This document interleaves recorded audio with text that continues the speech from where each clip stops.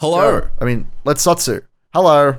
Welcome to the latest video of SOTSU. This video is actually going to be recorded in two parts just so that we're up to date and can't inadvertently get ourselves spoiled. So there will be a jump of a week in the middle of this video, but it's still just going to be one thing for you nerds watching. Yeah, it shouldn't change the way that you guys experience our journey through this show, but for us, we're obviously watching it weekly, so it's great. It's good stuff. Let's get into it. I'm ready for more SOTSU, or Season 2 of Go. That's however right. you'd like to call it. I don't know why they decided to put it on the website as Season 2 of Go, but it confuses me to no end. It doesn't matter. But it It's confuses like me in that like casual mode of confusion where you're not actually confused, but you just keep messing up. Here's the thing. It's like how Higurashi Kai is Season 2 of Higurashi. Or how it's also called When They Cry Higurashi. Or When the Cicadas Cry. Look, what I'm trying to say is that Ryukishi needs to figure out his naming conventions because they keep changing between adaptations. And I disagree. He should just keep making them more and more confusing. Stop it. Stop it, Ryukishi. Someone needs to bat his hand away whenever he wants to change a thing. So, I mean, hey, at the end of the last couple of episodes, I must confess I wasn't particularly excited by what we saw, largely just because it felt like we weren't making much narrative progress after doing a huge detour in Go. Yes, I think that our expectations have been just a little bit off, and we're still getting new stuff right now, in this scene, but yeah, it seems like rather than diving back into the deep end that we had set up at the end of last season, come on, punch in. That's close enough. That's basically a punch in. Rather than jumping into the narrative deep end, we're going to spend some time going over the solutions to the first season of Go. Which is fine. Like, that's what Higurashi did when it first came out. That's the way that Ryukishi structured his stories. However, I have been kind of thinking about this. That is dangerous. Because the thing that made the answer arcs work, and why, in my mind, Miyakashi is in some ways the weakest of the answer arcs. It's not just because of Shion. It's not entirely her fault. But, like, the fact that the events of the arcs are so different. And it's kind of implied with the way that this arc has been set up, with Rika and Setiko kissing right there. Obviously, that's it's ridiculous. It's implied that we're just seeing the other side of Onidamashi. Yeah. And I'm willing to be surprised. In fact, I'm hoping to be surprised by a different ending to this arc or some significant revelation. But I'm not expecting it, right? I'm not expecting to see something crazy happen at the end of this arc, other than what we've already seen. But we'll see, Yeah, there's still room for me to be blown away. There definitely is. Like, the thing is if it continues at this pace where we just get, a full 4 episodes explaining all of the previous ones, then there's not going to be much here. Yes. But there's no reason so far to expect that that's what they're going to do, because surely they know that. Well, that's the hope. This is the thing, right? Like, my greatest fear is that we'll spend 4 episodes on each of the original arcs, and then we'll have 3 episodes for new stuff. But obviously, Tatori has to be quite different, just based on what we know of Sadako and her role in that arc. So, I have faith for you to get some cool stuff. It's just a question of how much, Also, we get more Renna, so look, I can't complain too much. I suppose you're right. Uh-oh.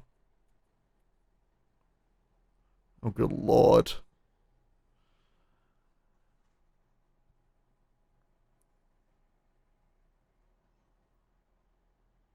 It's your turn to do the line. Oh, I'm not doing any lines. No one's doing any lines. Oh, God. She's going to be gentle. Gross.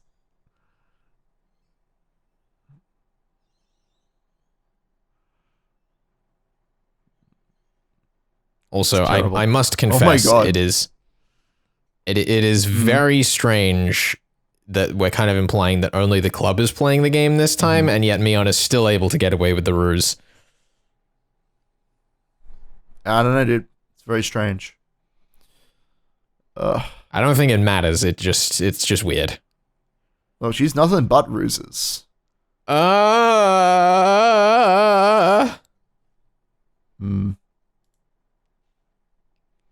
Heiichi, you can't just go around saying things so irresponsible.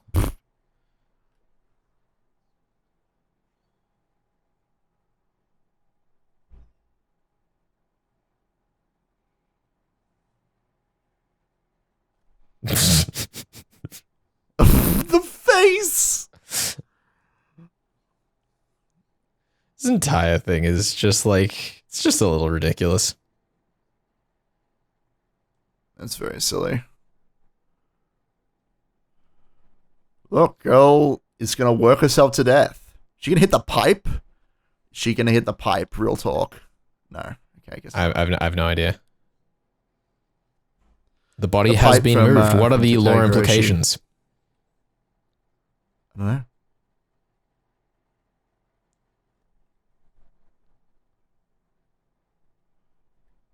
Just give me a sec. Oh. Oh, what's happened? Oh, good lord.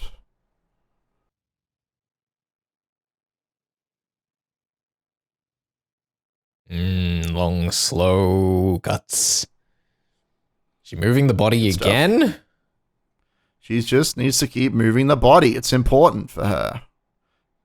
Possibly because she remembers it being found last time. Wouldn't that be great? That's true. That would be a fun way of using the flashbacks, actually, but... Oh, oh no. Yeah, because using the flashbacks as a tool of evil rather than good is like, that's something we set up at the end of last season. Mm-hmm. I would like to see more of that. That's an interesting thought, using them for evil that you've posed there. Like, because you're absolutely right, we did set it up at the end of last arc. Well, we set it up at the end of last arc in the like most on its head way we possibly could. Yes, yes. But that's the thing, right? I really do enjoy the idea that now that somebody who is not just trying to survive and trying to, like, do good things has access to the flashbacks and they can, like, manipulate them, they're using something that was previously, like... Because, I mean, you remember, like, the first time we got a flashback or even a sign that another character was remembering a previous time loop, it was like, what? Like, they can use this to survive and, like, figure out that they're really the best friends and love each other. Yeah. But we're getting the inverse here. The flashbacks are being used to destroy their friendships in the most arbitrary way possible. With the syringe, that being, you know? Yeah, yeah. It's still, I guess the point I was trying to make, though, is that, like, the way that we established that at the end of last arc was really interesting because we set up that the flashbacks are, like, almost inherently good until you apply your own agency to them. Because we see Teppei get better by being able to see his own mistakes, because that's kind of what the flashbacks are. Yeah. Yep. It's not until someone steps in and, like, actively messes with what the flashbacks provide that they ever impose any negativity on the story. Yeah, absolutely. No, I totally agree. They're an inherently good thing, but they're getting them fucking money's worth out of this animation. Like, I know this one good. Scene. I don't know if I need to see this. Is there a frame difference in this and last time we saw it? We got a close up of Flute Guy. I don't know if we got that last time. Let us know in the comments. Have we seen Flute Guy before? This is the real question. Like, what is kind of the point of spending so long on that animation, aside from the fact it looks lovely? I mean, it looks great. That's it. They just want to show off the animator's hard work and maybe get a couple more minutes out of this episode. Well, you it's just like you got 20 minutes of television and 15 episodes in a season. It's like sure, it's a lot of work, but that's not a lot of time. I feel like this is something we're going to, like, keep coming back to. Just, like, how are they going to use the amount of time they have left in these 15 episodes? But we'll get there. I still have faith that this will be a good fun time. Oh no, it turned into nothing. Renna! Oh, her cotton ball was not done up properly, so it turned into nothing. Rip. The symbolism. Yeah, like, I suppose Go would have largely, like, been through production by the time the pandemic started.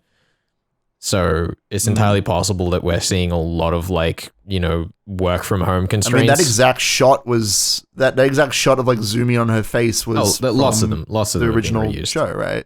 I mean, a lot there are, but like just then, and I it's just a budget saving thing, I guess. It's fine. They can do it if they really want to.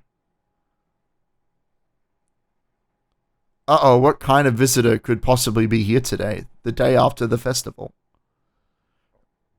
Right, so then she's going to see him and get suspicious because we're reframing this.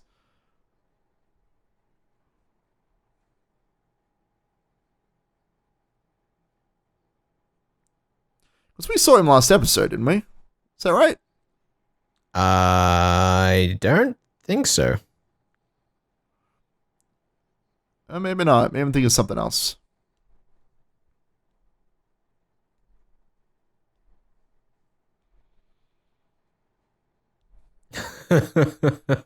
Terrible. Who could it be? It's excellent.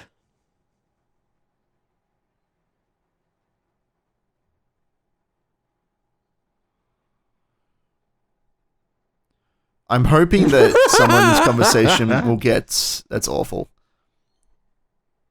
I'm hoping that at some point during the show we're going to get like the reason why everybody keeps targeting Rika, specifically during Nekodamashi. That's something that I've been also kind of thinking about, but I don't know, like, because that's just something that happens during that arc. Everyone's like, we got to kill Rika. And I'm hoping we're going to get like Sadako, telling people things and being like, yeah, Rika's the cause, that sort of thing.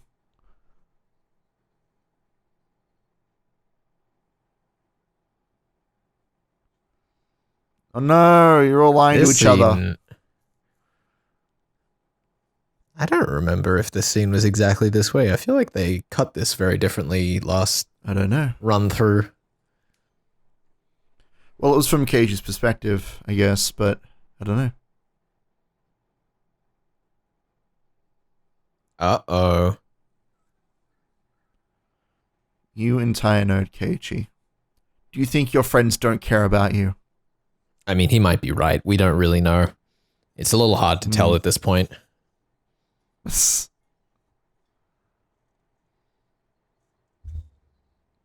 Wow, they even did that again. Okay, sure.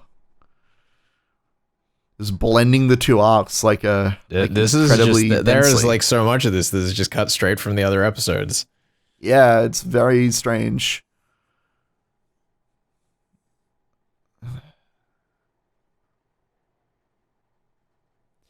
I don't know how my heart feels about this.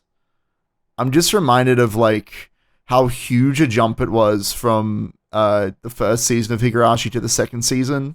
And how we're just like getting a lot of the same stuff. That said, I am excited for Renna to just stand next to the door for 20 minutes. Like this is gonna be great.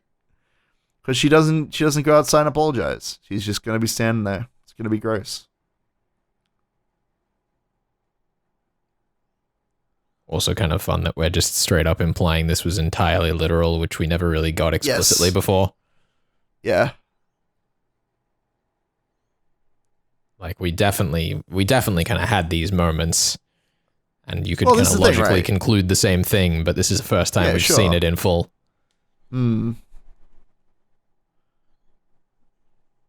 Uh-oh, Keiichi's told the police about the murder I did. I better kill the police. Wait, no, Keiichi. He's much easier to kill. That was a very weird running animation. It was bizarre. Oh my god, her voice. It's a lot deeper. It is a lot deeper. She's like an old lady. It's crazy. Also, they really have made Keiichi's house look a lot more like a fucking wealthy compound this season. I'm okay with that. He is the secret part of the mafia. Oh god. Yeah. Artists wish they could afford houses like that. I know, right? That's right. Just find one that's abandoned, move in, squat. Is she gonna like kill his parents? Is that where this is going? Why would you suggest such a thing? I know. Ichiro is innocent of many crimes, but not all. Wouldn't that be not specific charges related to the kinds of arts he likes to produce? That is correct. No, I don't think she will, but that'd be a fun twist. Here we go. So like, yes, I'm going away. You should totally cook for him and not murder him.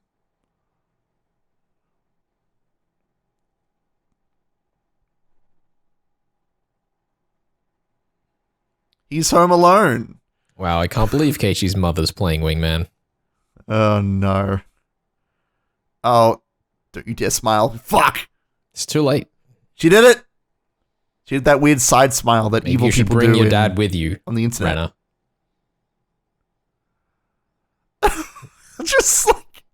That's a great shot. Now, what we need to clarify there, she didn't say use anything you need in the kitchen. She said use anything you need in the kitchen. There you go. Punctuation is powerful.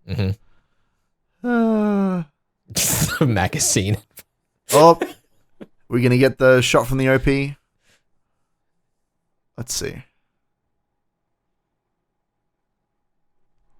This is like so different to how I'd imagine Renna's dad. Yeah. Like it makes sense in hindsight, but I'd kind of, pictured him like...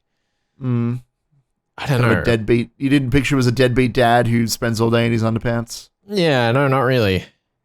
What did you picture? Like a businessman? Like what is your mental image of Renna's dear old dad? I don't know, maybe I was just kind of overly guided by the voice that I gave him, but I definitely kind of just figured him as like a, rural guy. Sure. You're saying that's not a rural guy? Just didn't have work, it's just kind of, he's sitting on the couch reading the newspaper all day. He's not fucking there reading his sleazy magazines. That's fair enough. Look, I'm just saying, I grew up in the rural... Oh my god, Rika's just there. Wait. You know what? Whatever.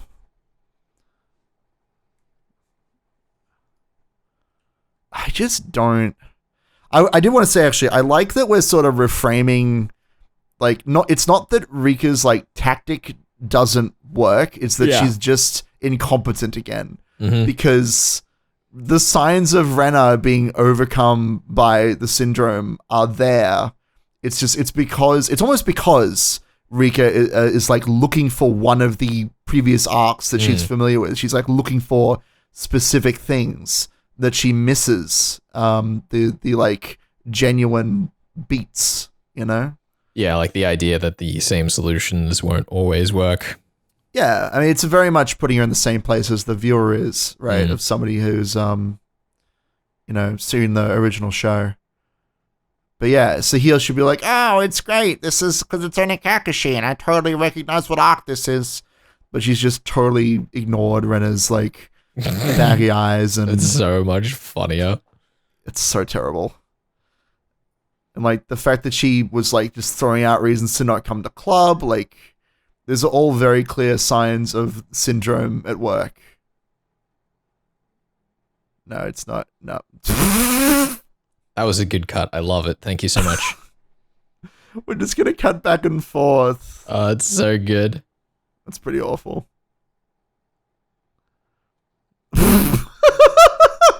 Oh my god. It's so great. Oh, it's time to see what happened to her now. Yeah. But she thinks she's done well. Yeah, the question is, does Sadako just kill her and then herself, or does Renna get up like a fucking zombie and go kill Rika? But I got no clue, dude. I mean, surely it's just Sadako kills Rika because she's not like remembering who killed her yet, right? Uh-oh. Why is me on down? We'll see. We'll see. Or did they already know? It sounds like it. Yeah. I mean, this is from Onukakashi as well. This is like... God, is it from the... I don't remember where it's from exactly. Is it from the VN? Is it a tip? No. There's a scene of like Rika and Sadako like comforting each other after learning that they've, died.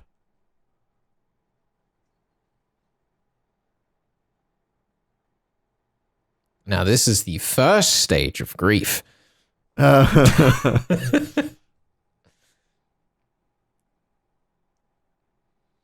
mean, we had the bit, like, the breakdown at the end there, but it wasn't like a character scene. I'm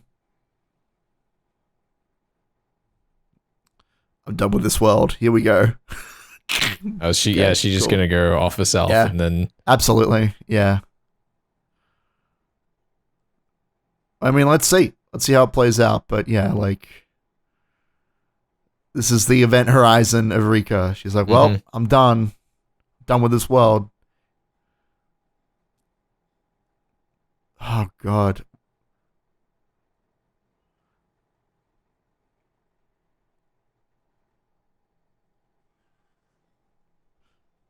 I will say though, if they did happen to do a fourth episode in this arc, just like delegated to stuff that happens after this, that'd be crazy. We don't have enough. We don't have enough. But I'd be like, what are you even going to talk about for the next quarter of this arc? Oh God. Oh, there she goes. Oh, explosive. I didn't know that little body could hold that much blood, but all right. Oh, what's reflection in the blood? Reflection? No, nothing.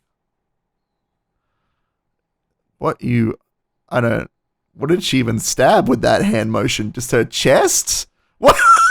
I don't know. This is bizarre. There's a handprint on the window. Did you see the giant handprint on the window? I didn't. Oh, they covered it up. So, this seems about right, she says. Seeing multiple fountains of blood. Just like double checking that she's dead. Has to. Here we go. That's interesting. So she always has to, like, die second.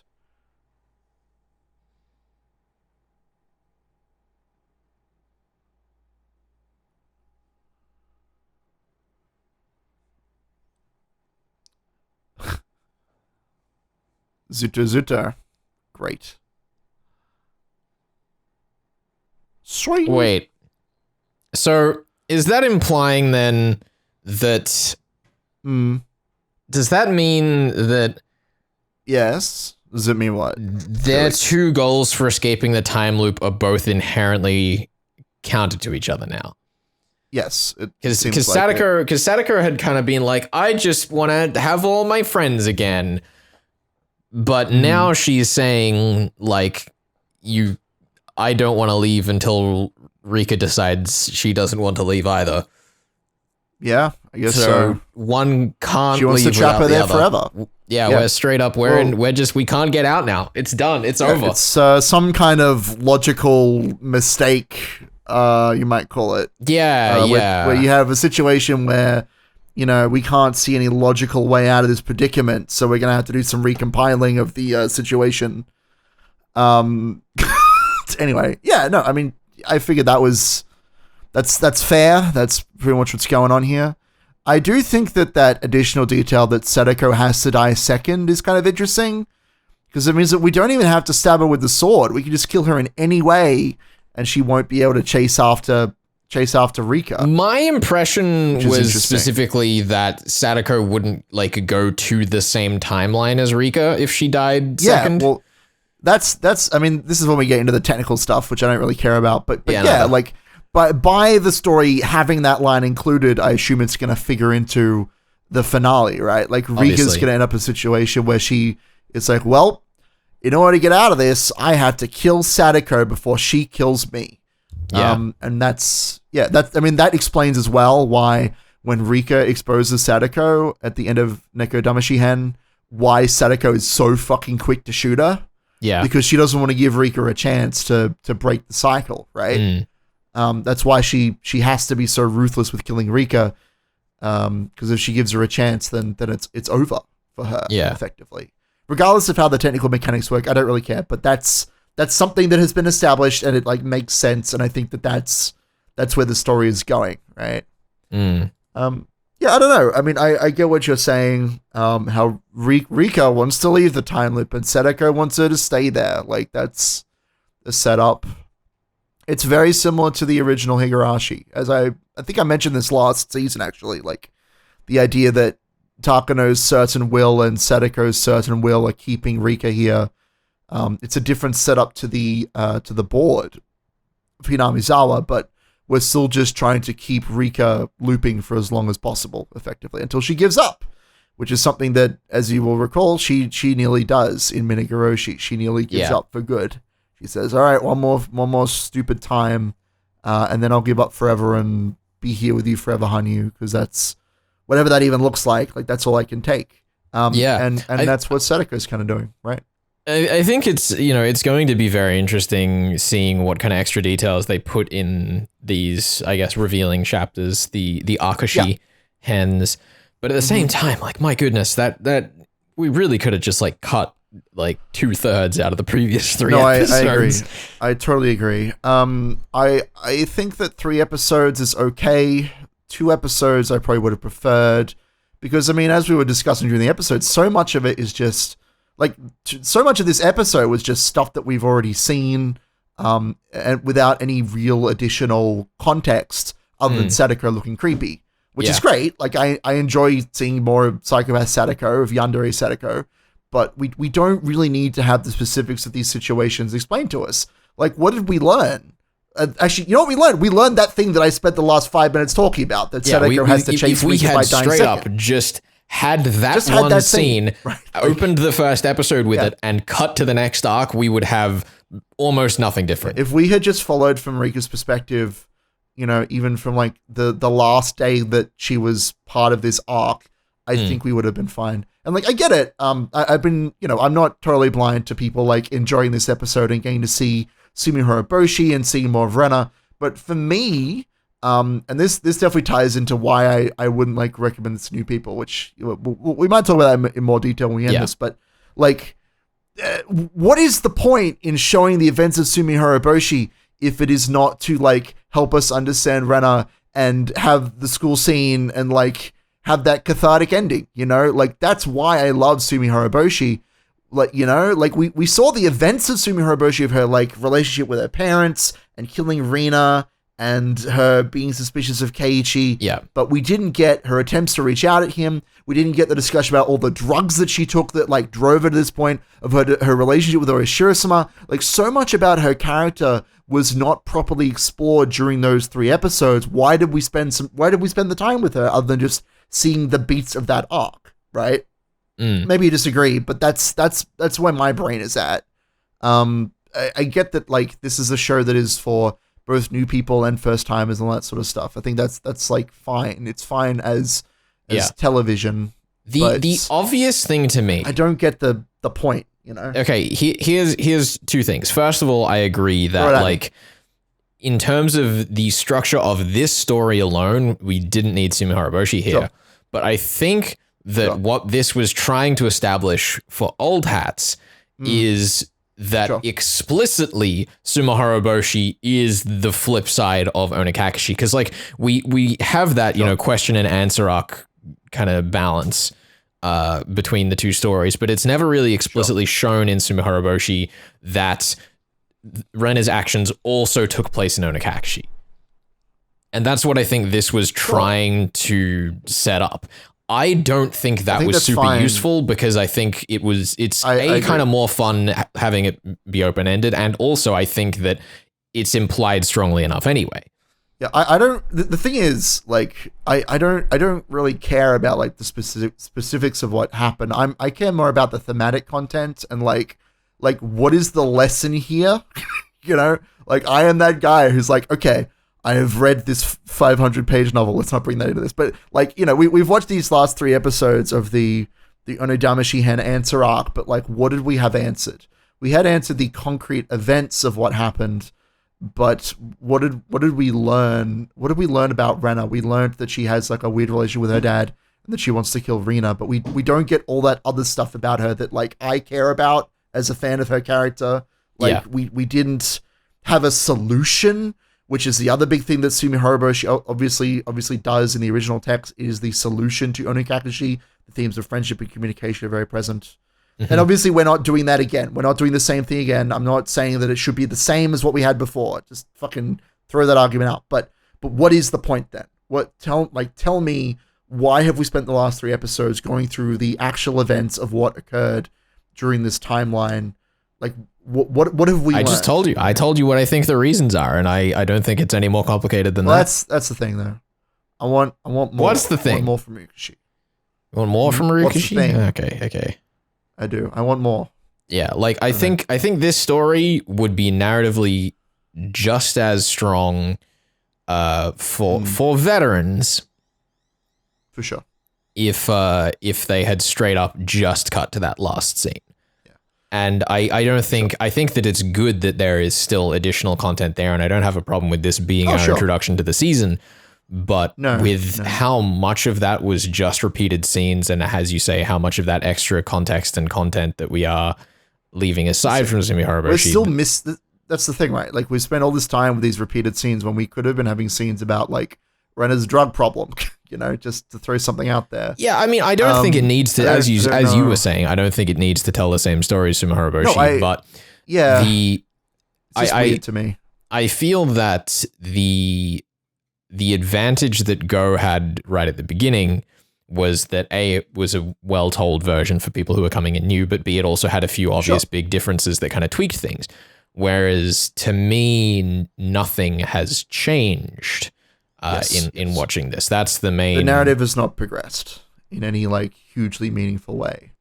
So this is still like, useful stuff for new people coming through, and I'm not going to complain about that in that regard. Sure. But I still think that it could have been half to a third the length and still achieved the same thing for new readers. Also, I think that with the next set of arcs, or the next set of episodes, focusing on what seems to be a timeline where Mion has the syndrome, which is something that Ryukishi basically has like decided not to portray because it would be boring, or because it would be like not very like there's not as much room for violence with Mion being in the crazy seat because she's bad at violence. Mm-hmm. I'm interested to see where we go with that, especially if we follow the as I said, the kind of control group that's been laid down by this arc.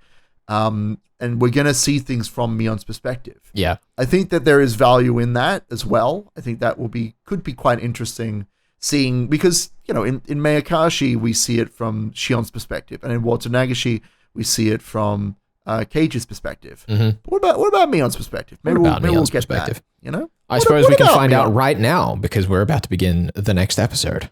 All right. It's time to continue. It's been a week for us since we last spoke, but through the magic of the internet, no time for you. No time has passed. Which we're just trying to be convenient, It's just how it is. I just wanted to say, Ben, based on the opening shot of this, I am immediately more excited for what is about to happen. For the love of God. It is time to crank up the intensity. That's the dream, isn't it? Let's really see what happens. Here's the issue, though, okay, Ben?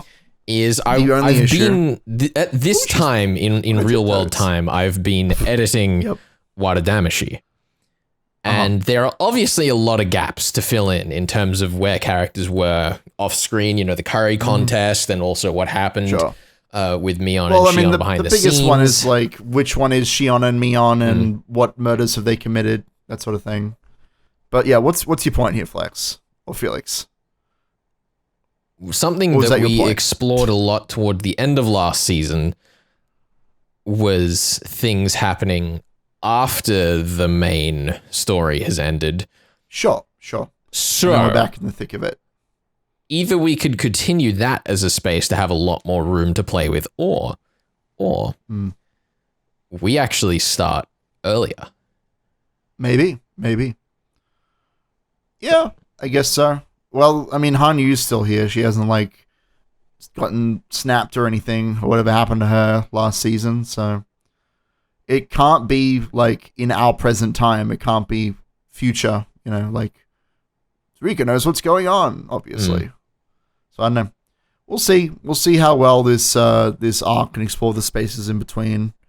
am like personally kind of curious about the Shmion stuff because one of, as I've said previously, one of the key kind of details about Mion is that she's incapable of killing. Yeah. When she gets the syndrome. So if Mion is the one getting stabbed, then like, how do we get all these bodies? Like, is it just Shion running around? Does Mion finally like the big detail that part of her? The big detail is that in Wada Damashi, the gun between Greenhead individual and Sadako is not the same gun that Mion took out of the drawer. That's also true, which is very, very strange and interesting. So I don't. Maybe we're gonna find out that everyone was just imprisoned. Okay, that's cool. I love this. Yeah, she's like watching their scenes.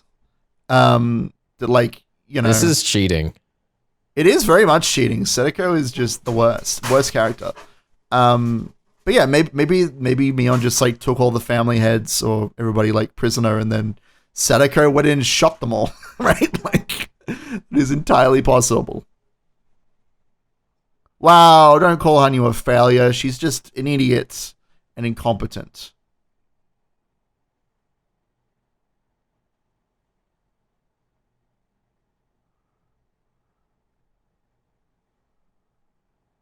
I was merely grousing.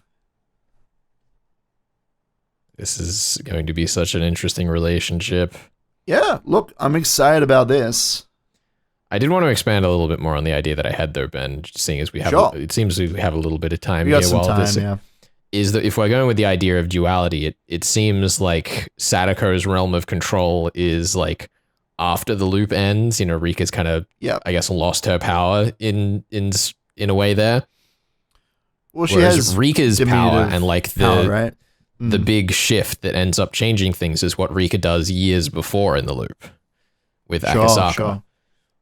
Yeah. So it'd make sense if that kind of like becomes a bit of a playground here with our dualities idea. Oh, you know, I did also want to put forward a thought that I made to you actually, Felix. Oh, can you get that OP? Oh, there it is. It's beautiful. Because the way that the original story, the way that Matsuri Bayashi ended, the like big play that the gang made against Takano was that they faked Rika's death. They made it seem like she died days ago. And obviously the plot point that was brought up at the end of last episode, now again at the beginning of this episode, is that Sadako has to die after Rika. So I am looking forward to the episode where Rika tries to fake her own death. Yeah. Or puts herself in a situation where she can be revived after death. Well, the other thing that's huge that we've just seen there is that supposedly Sadako can see even like behind the scenes of Rika's game, which means that Rika can't repeat tricks in the same way that she was able to. Yeah, she would have to, because part of the premise of the original story was that Rika couldn't remember who killed her. And so if Sadako didn't know that, then like, why wouldn't she just kill her herself? That sort of thing. So yeah, we have to make that allowance at some point. Yeah, I'm still intrigued to see how this goes though, especially with the new outfits. Come on, just give us this new stuff. Let's go. But yeah, we'll see how things go. I fully expect there to be a fake death gamble, whether it pays off or not, whether it is a bear or a punch in the face. We'll see. Yeah, because we're gonna have to trap each other. Just how this works. It's an endless game of traps. You're absolutely right. Yeah. Of course I am. Look, I have been paying attention. I don't know if it's just my volume settings, but I noticed the like string stabs in that theme a lot more that time through. Stabs of the knife to your chest? Sick. Okay, we have 7 whole days before Wada Damashi starts. Cool. Let's go.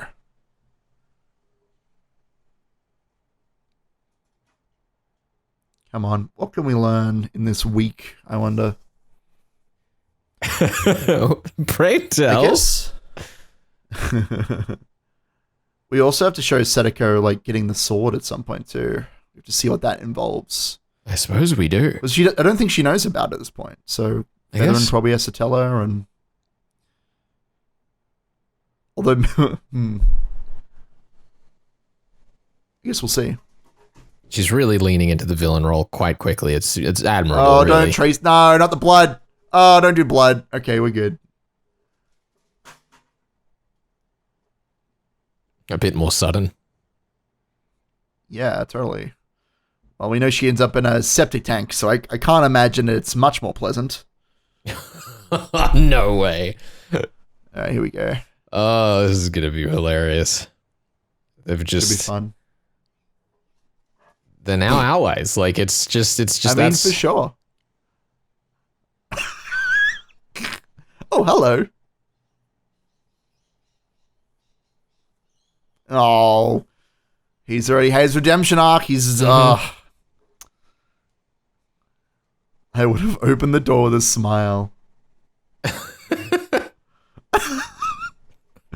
Shout out to Teppei for being the best character. It's really interesting because, like, it's great, honestly. We kind of have it implied that there's got to be some kind of like motivation for people to remember things.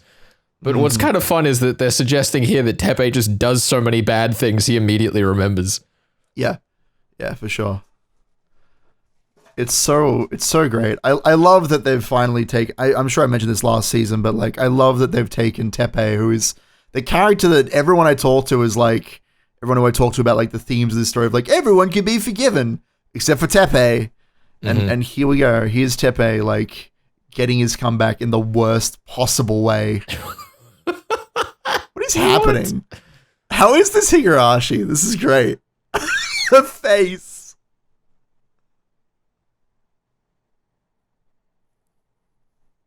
It's Cat Munchie. Watch out for Cat Munchie. They're coming up.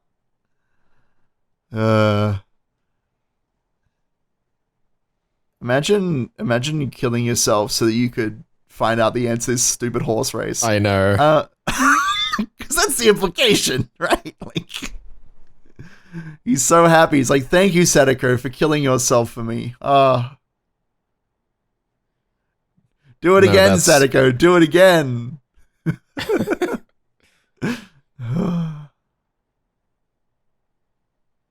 Yeah, pretty much.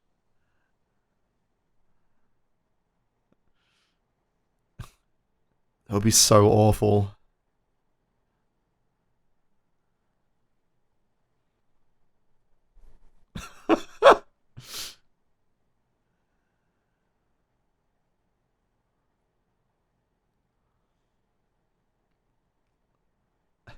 Oh, he's living the dream, okay? With his dirty walls and his... Oh my god, she's wearing an apron. There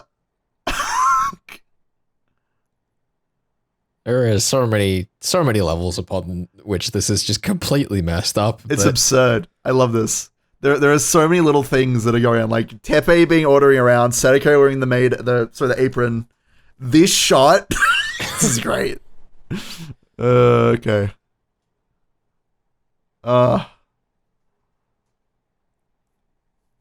I'm sure we mentioned at the end of Go, but it's still bonkers to me that they're like redeeming the villain of the last series to just completely sell Sadako as a villain. Absolutely. It's the one ridiculous villain that could never be redeemed. It's so brazen. It's great. It's the obvious choice at the end of the day to like make Teppei a real character and make it clear that Sadako is 100 times worse, 1,000 times worse than he ever was. Done. There's also an interesting, like, I guess, poetic aspect of kind of cycles of trauma. For sure. To it, for sure. Where like in a lot of ways he's responsible for the way Sadako is now. Yeah, totally. Just gonna enjoy that soda.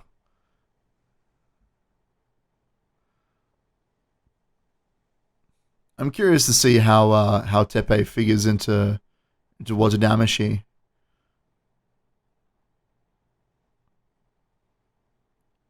I'm just hoping we don't spend too long here, considering that we've added another few that's the days balance, isn't it? Yeah. Well, that's the thing, right? Because like I was complaining because, as we all know, this is the show where I play Oliver Twist, in which I want more. I was complaining that like we're just like seeing the same stuff again, which is cool, but like I want to see new things. Yeah. But there's also that balance of like if we just spend another 3 episodes only with Teppei betting on horse races, I'll feel pretty annoyed as well. So. I mean, I suppose like as I was hoping it would be, Oniakashi ended up being very much just like a setting of the stage for those few people who did come in late. No. Like, I still think it could have been shorter. I still stand by that, but I agree. You know? Yeah, I totally agree, but I'm glad that we're getting new stuff and it's like fun, you know? I think that's the most important thing to me, that like, even though this is like Sadako's evil plan, like watching Teppei what is she just doing now? An idiot. Something dangerous. Is she asking where to buy He's going to use his connections. Yes. She's going to use his connections to get a fucking gun. And that's how she gets it in, when she shoots Rika. That's how she has it in Watadamashi. Ridiculous. So this is another piece of the setup, right? That because she manipulates Teppei every time, she always has a gun on her, just in case she needs to kill Rika with it. Yeah, that's cool. Just in case. No, that's great. This is really cool. What is this mess? I wonder if is this going to be a character we know? Or is this just like... It can't be. There's no way. Who could it be? Who could it be? But yeah. No, black market dealer. Okay, number 2. Ooh, a new character. Oh my god. She's so adult. I'm so proud of her. I'm so proud of the responsibility she's taking on.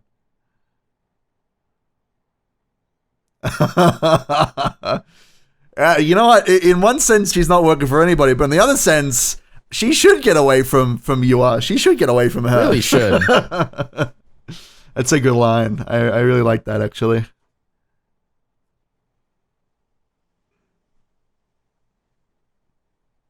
Yeah.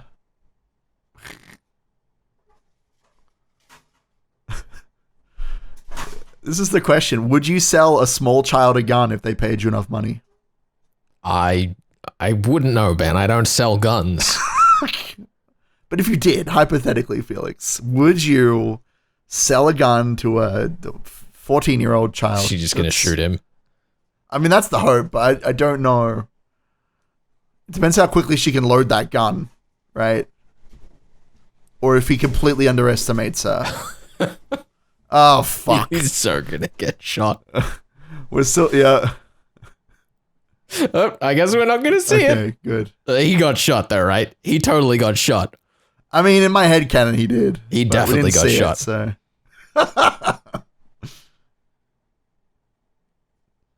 Yeah. Sadako, no. Mion, teach me how to shoot a gun so I can shoot you later. Like.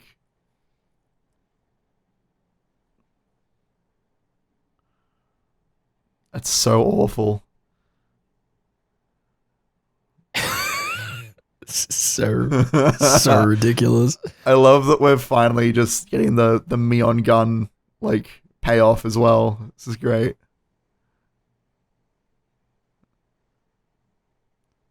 Well, funnily enough, it's usually Shion who's doing the shooting in the main story.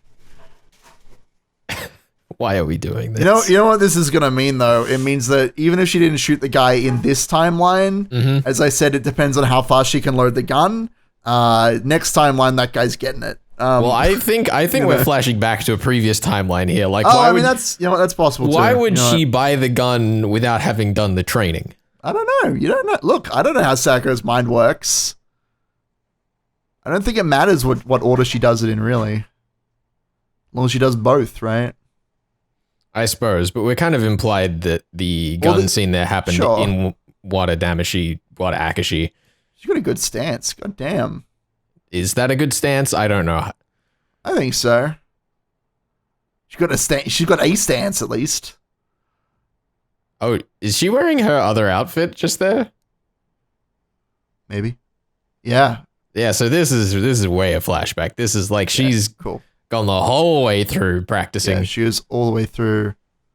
That's cool. Okay, cool. It was a flashback. Well, there you go. Now it doesn't even need to be headcanon. Now we can shoot him. Done. Oh, no, okay. God damn it. Oh, well. Maybe next time. I guess she might need more rounds, you know? She might need as many bullets as she can. She's got like 10 of them. Oh, actually, I don't know how many she got. She had a whole box full of them, so. She got enough. She has as many bullets as the plot demands.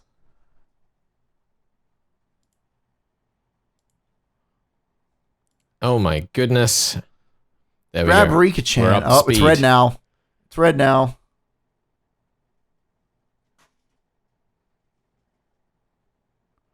Oh, she's on a bike. It's very cute. Cool.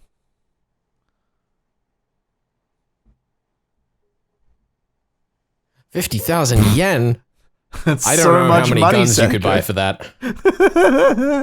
That's pretty great, actually. That's way more money than I have ever spent on guns. Yeah, Seneca just keeps making really innocuous comments. Yeah, totally. He's like not used to it. That's great. It's so good because it portrays these silly games as like even more like unimportant. When Saneko is spending her entire life like training how to use a firearm, like these club games barely matter to her. Or don't matter. It's simply a means to her of understanding what the situation is, what like arc she's in. You know what the other thing is though? Something that we talked about when we were watching Water Damashi was how Shion probably wouldn't kill Sadako because she like remembers how cool Satoshi was and how much she was supposed to care for Sadako.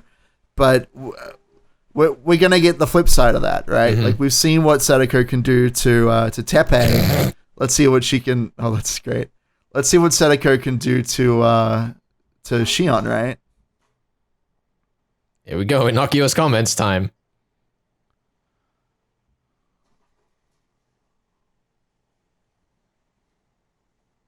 Cool. Where'd it go? I don't know the rules of this game. I still don't know how or what she's actually winning. I don't know either. I think it might be a game where you have to just guess what card you're about to flip over, but I don't know.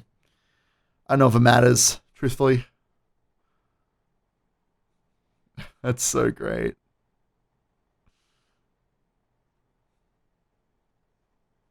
Shall we go plot murder me on? That sounds reasonable. Oh, she's gonna get stabbed. All right, here we go. Just take a quick nap here for me.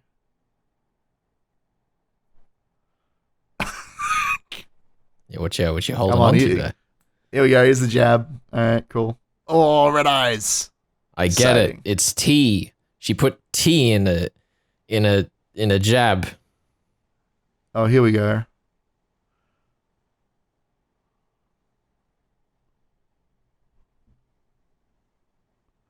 Interesting. And as we know, Mion has a zero stress life. Yeah, she doesn't stress about any family issues or any annoying sisters. She's ever been worried about. Yeah. I'm interested to see how they tackle this. I mean, maybe someone can let me know in the comments. I was under the impression Rika made a statement saying that she had been afflicted and she just didn't react to it the same way, but I don't know. Is it a retcon? Or is it me misremembering things? I think... Or taking it from, a different source. If I'm remembering the right thing when we're running through the rules of the game in Higurashi... Yeah. It mentions that, like, she never loses herself to it in the same way. Yeah, well, that's the thing. I was on the impression that, like, even if she were to get infected, that she'll be incapable of killing, but that... I mean, we'll see what happens here, but that might be changed.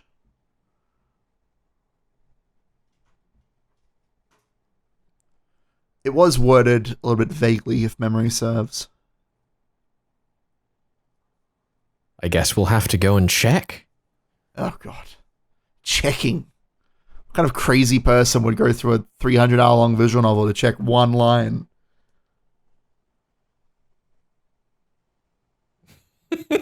Sadako is like so unamused.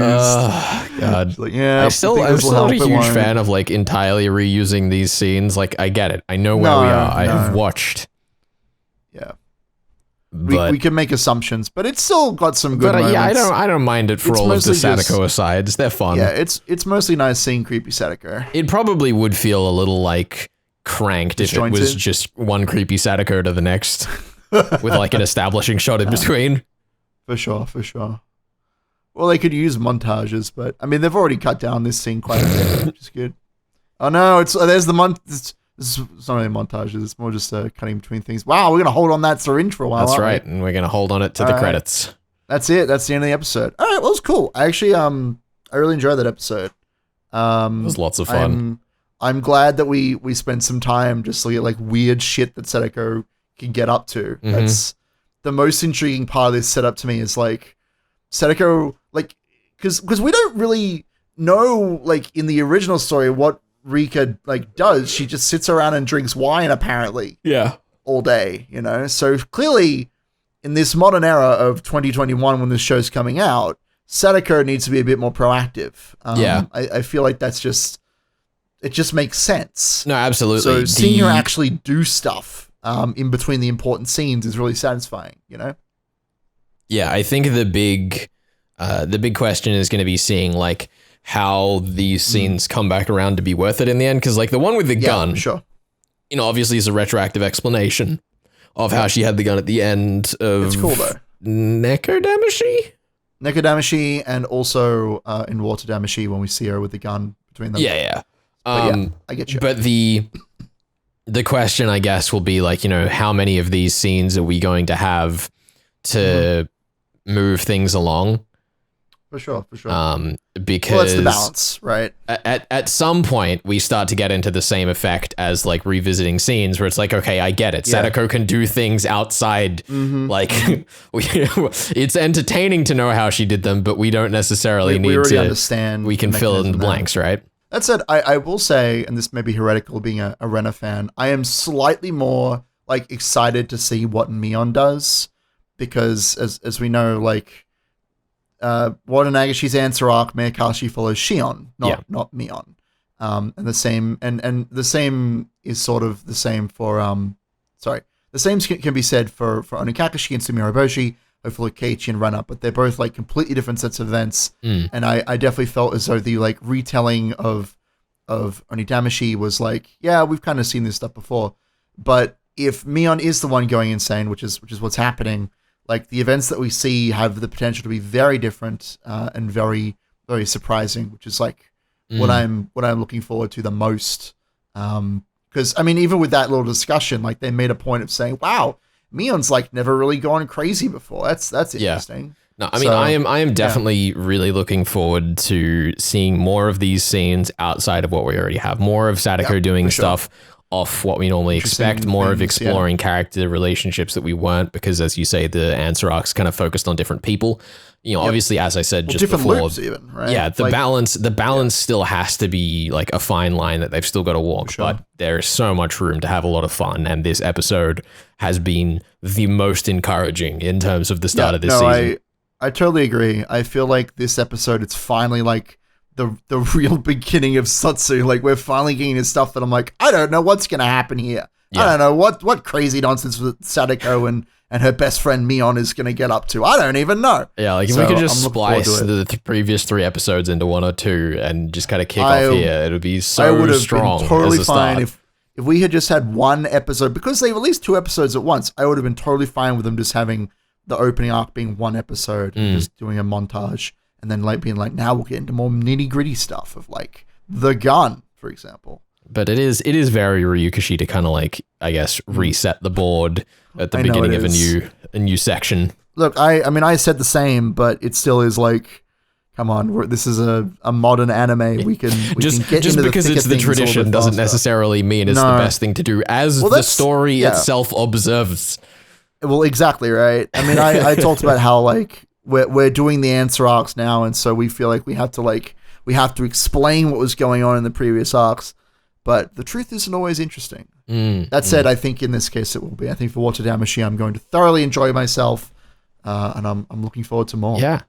All right. Well, I think we had a nice big gaffe in between these 2 episodes, so we'll kind of cut the discussion a bit here and get into it more in our next video. Thank you so much for joining us. There's a commentary track in the description if you missed it. And we'll see you next time. More Crazy Meon. Let's go. No, let's SOTSU. Yeah. Next time.